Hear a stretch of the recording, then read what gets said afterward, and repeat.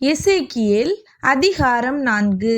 மனுபுத்திரனே, நீ ஒரு செங்கலை எடுத்து அதை உன்முன் வைத்து அதின் மேல் எருசலேம் நகரத்தை வரைந்து அதற்கு விரோதமாக முற்றுகை போட்டு அதற்கு விரோதமாக கொத்தளங்களை கட்டி அதற்கு விரோதமாக மண்மேடு போட்டு அதற்கு விரோதமாக இராணுவங்களை நிறுத்தி சுற்றிலும் அதற்கு விரோதமாக மதிலிடிக்கும் இயந்திரங்களை வை.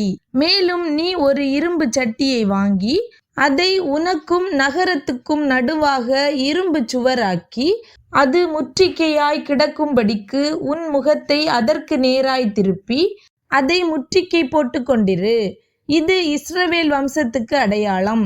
நீ உன் இடது பக்கமாய் ஒரு கழித்து படுத்து அதின் மேல் இஸ்ரவேல் வம்சத்தாரின் அக்கிரமத்தை சுமத்திக்கொள். நீ அந்த பக்கமாய் ஒரு கழித்திருக்கும் நாட்களின் லெக்கத்தின்படியே அவர்களுடைய அக்கிரமத்தை சுமப்பாய். அவர்களுடைய அக்கிரமத்தின் வருஷங்களை உனக்கு நாட்கணக்காய் எண்ண கட்டளையிட்டேன். 390 நாட்கள் வரைக்கும் நீ இஸ்ரவேல் வம்சத்தாரின் அக்கிரமத்தை சுமக்க வேண்டும். நீ இவைகளை நிறைவேற்றின பின்பு மறுபடியும் உன் வலது பக்கமாய் ஒரு கழித்து யூதா வம்சத்தாரின் அக்கிரமத்தை 40 நாள் வரைக்கும் சுமக்க வேண்டும். ஒவ்வொரு வருஷத்துக்கு பதிலாக ஒவ்வொரு நாளை உனக்கு கட்டளையிட்டேன். நீ எருசலேமின் முற்றுகைக்கு நேராக திருப்பிய முகமும் திறந்த புயமுமாக இருந்து அதற்கு விரோதமாக தீர்க்க தரிசனம் சொல்லு. இதோ, நீ அதை முற்றுகை போடும் நாட்களை நிறைவேற்றும் மட்டும் ஒரு பக்கத்திலிருந்து மறுபக்கத்தில் புரளக்கூடாதபடிக்கு உன்னை கயிறுகளால் கட்டுவேன்.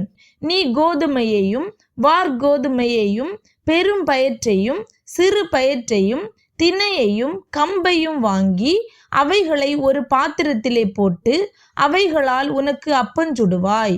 நீ ஒரு கழித்து படுக்கும் நாட்களுடைய லெக்கத்தின்படியே 390 நாள் அதில் எடுத்து சாப்பிடுவாயாக.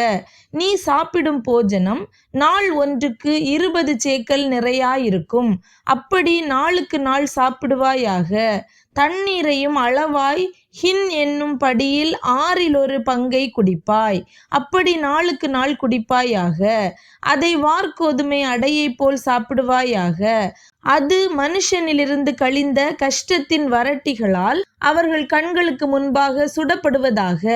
அதற்கு ஒத்தபடியே இஸ்ரவேல் புத்திரர் நான் அவர்களை துரத்துகிற புறஜாதிகளுக்குள்ளே தங்கள் அப்பத்தை தீட்டுள்ளதாக சாப்பிடுவார்கள் என்று கர்த்தர் சொன்னார். அப்பொழுது நான், கர்த்தராகிய ஆண்டவரே, இதோ என் ஆத்துமா தீட்டுப்படவில்லை. தானாய் செத்ததையாவது பீருண்டதையாவது நான் என் சிறு வயது முதல் இதுவரைக்கும் சாப்பிட்டதில்லை. அருவெறுப்பான இறைச்சி என் வாய்க்குட்பட்டதும் இல்லை என்றேன். அப்பொழுது அவர் என்னை நோக்கி, பார், மனுஷ கஷ்டத்தின் வரட்டிக்கு பதிலாக உனக்கு மாட்டுச்சாணி வரட்டியை கட்டளையிடுகிறேன். அதனால் உன் அப்பத்தை சுடுவாயாக என்றார். பின்னும் அவர், மனுபுத்திரனே, இதோ அப்பமும் தண்ணீரும் அவர்களுக்கு குறையவும் அவனவன் திடுக்கிடவும் அவர்கள் தங்கள் அக்கிரமத்திலே வாடி போகவும் நான் எருசலேமிலே அப்பம் என்னும் ஆதரவு கோலை முறிக்கிறேன்.